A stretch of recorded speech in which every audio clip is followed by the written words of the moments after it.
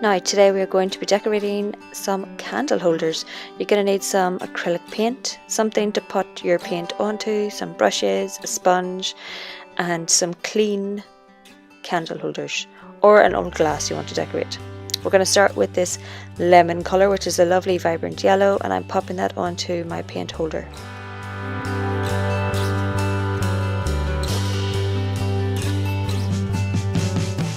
I'm then doing the same with this orange colour called vermilion, and again with this brown colour called burnt.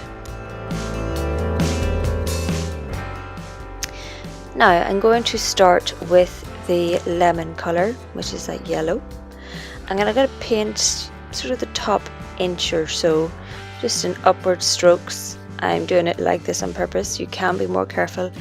I'm going a bit more rough because I want to add a bit of texture, and I've done it all the way around. Now taking that orange colour, I'm putting it around the middle third, and I'm doing sort of sideways strokes and sort of slightly upwards and at different angles. Again, I'm trying to add some texture here. So this is just the first coat.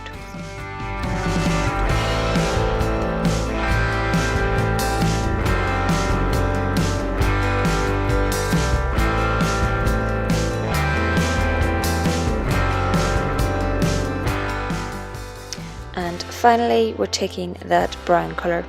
Now you can see I've just rested this on some newspaper and I'm twirling it around, so you know, you can rest it however you like. You could also use a plastic cup here. You can see I'm doing odd little patting strokes as well. We're going for that whole textured look. And that's that one done for now. We're just going to leave that to dry. Now my second candle holder I am going to cover in nail striping tape. You can get this from Amazon or various other places.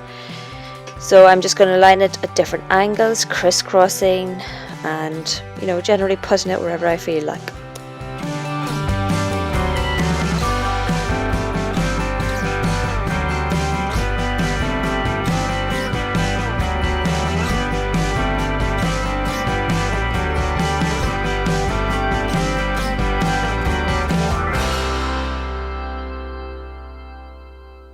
So that's what it looks like all covered up.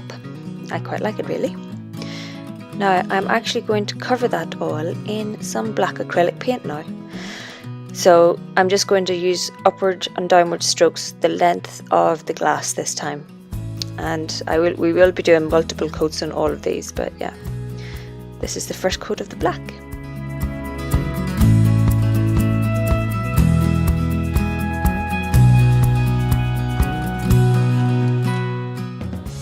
Now we have done the second coat, and I'm just going to go in with a third-ish kind of coat for this one. I'm taking my sponge, I'm going to dab it into that orange colour, dabbing off the excess, and I'm going to sort of run it along the blend line, or you know, that line between the orange and the yellow, just to soften it a wee bit and add a wee bit of a gradient, and again a wee bit more texture. So I'll run that around the yellow, and I'll also run it around the join line between the orange and the brown.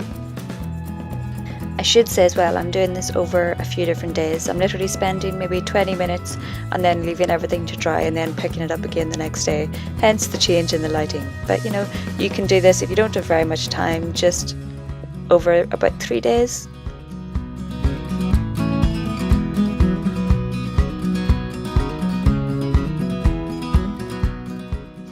So that's what that one now looks like. We're just going to leave that one to dry. Now we're going to take the black one. Again, this has had 2 coats and it's fully dry. And I'm going to pop on even more nail tape. We're going to go with the same kind of idea of crisscrossing it all over at different angles, and just to create some interesting lines.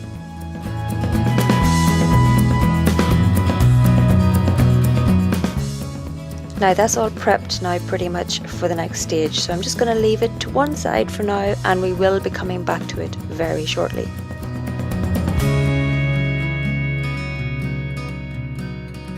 Now I'm taking this blue one that I prepped earlier. It has had a single coat of the blue, so I want it nice and almost see-through when I put a candle in it. So I've just done one coat up and down, and now I'm going to take the black paint on a smaller brush and I'm going to paint on some trees. I'm going to start with the branches and just build up a wee bit of colour. I'm going in with less black and building it up. And as you can see, I'm now just working up a few branches and creating some interesting kind of shapes. Look, it kind of looks like a tree, right? I'm just going to add a wee bit more to it. You can obviously plan this out a bit more and do some practice runs drawing it out, but I've just kind of gone a bit freehand with it. I'm now going to paint on some sort of grass, just shadowy grass. I'm just doing that by doing some light brush strokes along the bottom. I've decided some gravestones would be a good idea. I'm going to make this one a kind of Halloween-y type decoration. So I'm just painting up some gravestones, and I will do different shapes and whatever else. You can see there I've done a falling over cross and another gravestone, and then a sort of a tomb sort of shape as well.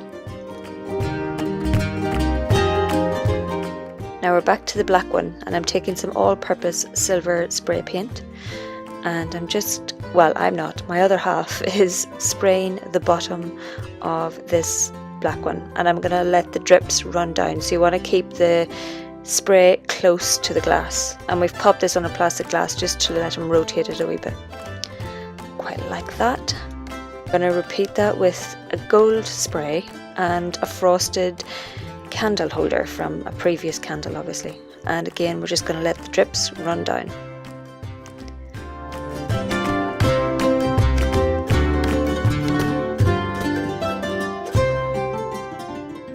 Now I just stick some leaves on. We're going to take some contact glue and some leaves that I've had drying for a few days just between sheets of newspaper with heavy books on top, and I'm going to apply some contact glue to the back of the leaf, and then I'll apply a bit more of the same glue onto the glass itself once I've decided where to place the leaf.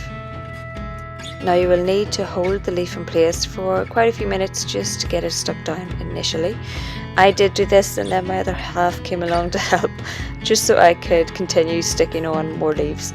As you rotate the glass, that will also help keep the leaves on, because you're just applying that bit of pressure as you go. Now you can see I'm using different kinds of leaves, different colours. You can use whichever leaves you like.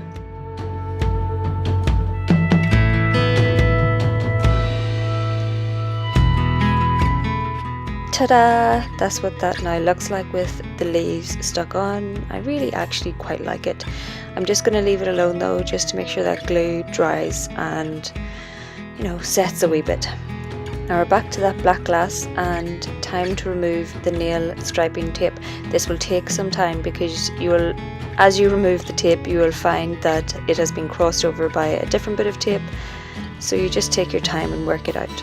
This is what it looks like with all of the tape removed. It did take away some of the paint here and there, but I actually quite liked the effect because I was going for something a bit fun. Now I'm taking some glazing medium and again popping that into our holder, and I'm going to cover all of these candle holders. Now all of the paints I've used and the glaze I've used are safe for heat, so when I put a candle into them, they're not going to explode or catch on fire or anything silly. So yep, covering them all generously with the glaze.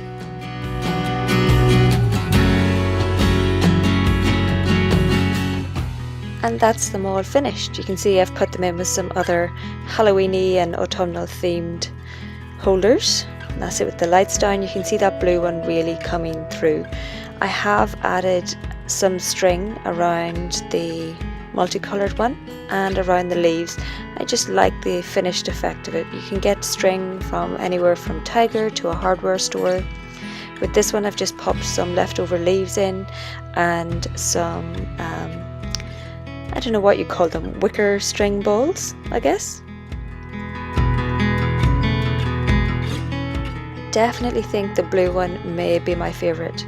I love the way the brush strokes came out and that it's still that bit see-through, and you can really then see the shadows of the trees and the headstones and stuff. I think it's quite fun. So that is it for this tutorial. If you have any questions, please let me know down below. Thanks a million for watching.